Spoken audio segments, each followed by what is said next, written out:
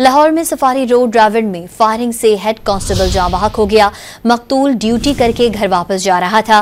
मुल्जिमान head constable की motorcycle भी साथ ले गए। फोरेंसिक टीमों ने जाए वक़ुआ से शवाहिद इकट्ठे कर लिए। वाक़ये की तहकीकात के लिए पुलिस की टीम्स तश्कील दे दी गई।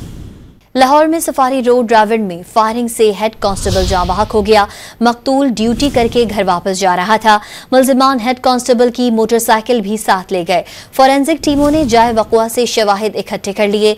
वाक़ये की तहकीकात के लिए पुलिस की टीम्स तश्कील दे दी गई। लाहौर में सफारी रोड ड्राविड में फायरिंग से हेड कांस्टेबल जाँ बहक हो गया। मकतूल ड्यूटी करके घर वापस जा रहा था। मुल्जिमान हेड कांस्टेबल की मोटरसाइकिल भी साथ ले गए। फोरेंसिक टीमों ने जाए वक़ुआ से शवाहिद इकट्ठे कर लिए।